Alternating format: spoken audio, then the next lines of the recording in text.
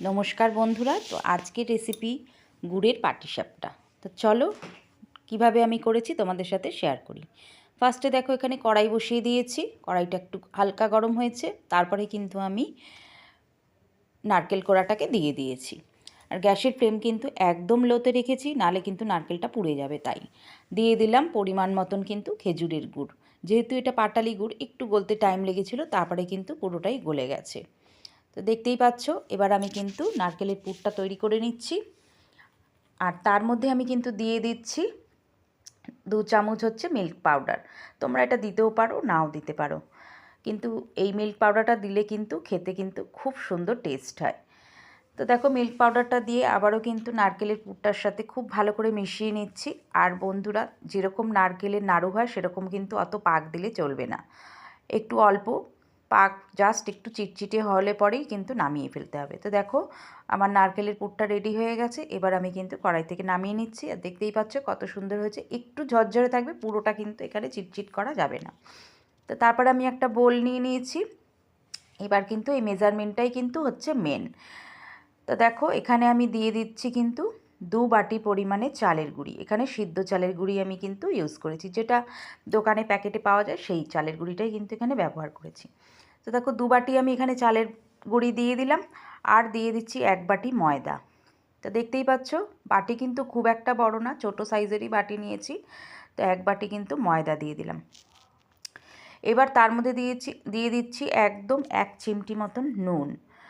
নুনটা কিন্তু একদম অল্প সামান্য দিতে হবে, জাস্ট ব্যালেন্স করার জন্য কিন্তু নুনটা লাগবে। আর তারপরেই আমি দিয়ে দিচ্ছি, দেখো খেজুরের যে পাতলা গুড়টা হয় সেটা কিন্তু আমি এখানে অ্যাড করে দিচ্ছি, একটু মিষ্টি মিষ্টি লাগবে বলে। খুব বেশি কিন্তু এখানে গুড় দেওয়া যাবে না, তাহলে কিন্তু নিচে লেগে যাবে আর কিন্তু পাটিসাপটা উঠতে খুবই সমস্যা হয়। তারপরে আমি দিয়ে দিচ্ছি, দেখো হালকা উষ্ণ গরম হচ্ছে দুধ।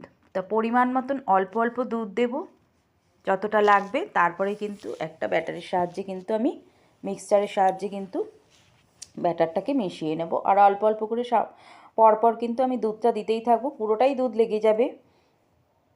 এবার কিন্তু আমি অল্প অল্প করে কিন্তু এটাকে মিক্সড করে নেব।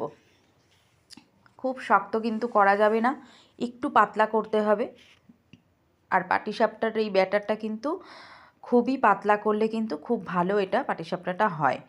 একদম কিন্তু শক্ত না, আবার একদম জলের মতনও পাতলা না। তো তোমরা বন্ধুরা দেখতেই পাচ্ছ যে কতটা আমি কিন্তু পাতলা করেছি।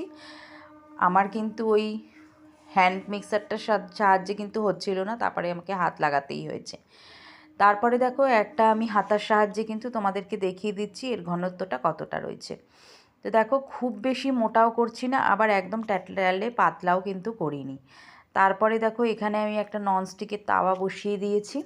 আর একটু সামান্য তেল ব্রাশ করে নিয়েছি, দিয়ে দিলাম আমি কিন্তু 1 হাতা মতন পরিমাণে ব্যাটারটা, চালের গুঁড়ির ব্যাটারটা কিন্তু দিয়ে দিয়েছি। একটু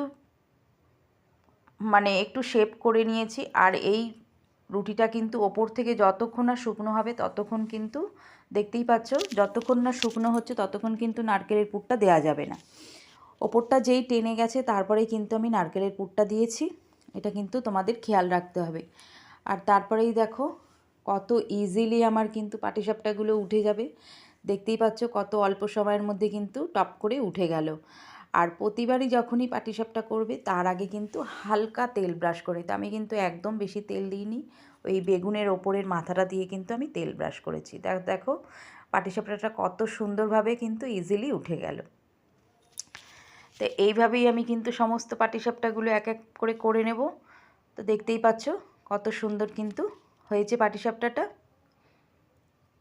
অসাধারণ কিন্তু লাগছে দেখতে। তারপরে আবারও কিন্তু সেম প্রসেসে আমি কিন্তু ওই বেগুনের মুখটা দিয়ে কিন্তু তেল ব্রাশ করে নিয়েছি। দেখতেই পাচ্ছ একদম নেই বললেই চলে তেল। আবারও কিন্তু 1 হাতা ব্যাটার আমি দিয়ে দিলাম, দিয়ে কিন্তু একটু স্প্রেড করে দিচ্ছি যাতে মাঝখানটা একটু মোটা থাকে, তার জন্য কিন্তু একটু ছড়িয়ে আমি দিয়ে দিচ্ছি। আবারও সেম প্রসেসে কিন্তু ওপরটা যতক্ষণ শুকনো না হচ্ছে ততক্ষণ কিন্তু ওয়েট করতে হবে। তারপরে কিন্তু আমি নারকেলের পুরটা দিয়ে দিলাম। তো নারকেলের পুরটাকে একটু চেপে চেপে দিলাম। তারপরেই কিন্তু আমি কিন্তু পাটিসাপটাটাকে হালকা হাতে কিন্তু তুলে নিচ্ছি। তো দেখতেই পাচ্ছ কত তাড়াতাড়ি কিন্তু পাটিসাপটাগুলো উঠে যাচ্ছে। তো দেখো এইভাবেই কিন্তু আমি এক এক করে সমস্ত পাটিসাপটা কিন্তু পরপর করে নিয়েছি। আর তোমরা যদি এই মাপটা তোমরা ঠিক রাখো না চালের গুঁড়ি আর ময়দার, তাহলে কিন্তু পাটিসাপটা উঠতে বাধ্য হবে। আর আমি কিন্তু এটা মেশিনে ভাঙানো চালে করেছি, কোনো রকম হাতে বাটিনি বা মিক্সিতে পেস্ট করিনি, কিচ্ছু করিনি, জাস্ট কেনা চালের গুঁড়ি দিয়েই কিন্তু আমি এটা করেছি। আর অল্প তো ময়দা দিয়েছি, দেখতেই পেলে 1 বাটি মতন ময়দা, 2 বাটি চালের গুঁড়ি আর 1 বাটি হচ্ছে ময়দা, এটাই মনে রাখতে হবে। আর গুড়ের পরিমাণটাও কিন্তু ঠিকঠাক দিতে হবে। দেখো পরপর কিন্তু পাটিসাপটা আমি করছি আর খুব ইজিলি কিন্তু পাটিসাপটাগুলো উঠে যাচ্ছে। তো এভাবেই আমি সমস্ত পাটিসাপটাগুলো করে নিয়েছি বন্ধুরা। তোমরা এই প্রসেসে করলে অবশ্যই পারবে। যারা মনে করছো তোমাদের পাটিসাপটা ভেঙে যাচ্ছে বা চাটুতে লেগে যাচ্ছে, উঠতে পারছে না, উঠতে চায় না আর কি, তারা কিন্তু এই প্রসেসটা ফলো করতেই পারো। তো দেখো আবারও কিন্তু আমি সেম প্রসেসে দিয়ে দিয়েছি। আর কত সুন্দর দেখো ওপরটা শুকিয়ে গেছে, তারপরেই কিন্তু আমি নারকেলের পুরটা দিয়েছি। আর দেখো কত সুন্দরভাবে কিন্তু এক এক করে পাটিসাপটা সব আমার এইভাবেই কিন্তু তৈরি হয়ে গেছে। আর এটা তৈরি করতে একটা একটা করে তৈরি করতে একটু সময়টা লাগে ঠিকই, কিন্তু যখন উঠে যাবে না তখন তোমার বলো তো এনার্জিটাই লাগবে যে পরপর পরপর করি। তো দেখো আবারও তোমাদের সাথে শেয়ার করে ফেললাম 3-4টে পাটিসাপটা একই সঙ্গে পরপর পরপর করে। তো দেখো একটু যদি ছিঁড়ে যায় তাতেও কিন্তু কোনো অসুবিধা নেই, ব্যাটারটাকে আবার আমি ওই জায়গাতে দিয়ে দিলাম। আর দেখো ওপরে শুকিয়ে গেছে, আবারও কিন্তু আমি নারকেলের পুরটা দিয়ে এইভাবেই কিন্তু আমি সমস্ত পাটিসাপটাগুলো তোমাদের সাথে শেয়ার করলাম। তো কার কার আমার রেসিপি ভালো লাগছে তারা কিন্তু লাইক করো, কমেন্ট করো, ভালো লাগলে আমার চ্যানেলটিকে সাবস্ক্রাইব করো, বেল আইকনটি প্রেস করে আমার পাশে থেকো, যাতে আমি রেসিপি ছাড়ার সাথে সাথে তোমাদের কাছে নোটিফিকেশান অলরেডি চলে যায়। তো দেখো সেম প্রসেসে আমি কিন্তু আবারও পাটিসাপটা আর একটা বানিয়ে নিয়েছি। তো এইভাবেই আমি কিন্তু সমস্ত পাটিসাপটাগুলো তোমাদের সাথে শেয়ার করলাম। আর বন্ধুরা খুবই ভালো লাগছিলো যখন একটা একটা করে উঠে যায় পাটিসাপটা, তখন কিন্তু করার এনার্জিটাও কিন্তু বেড়ে যায়। আমি কিন্তু সচরাচর এতগুলো তোমাদের সাথে শেয়ার করি না, বাট এগুলো করতে আমার এত ভালো লাগছিলো, আর খেতেও কিন্তু বেশ অসাধারণ হয়েছিল খেতে। দেখতেই পাচ্ছ আবারও কিন্তু ব্যাটার এর মধ্যে দিয়ে দিয়েছি।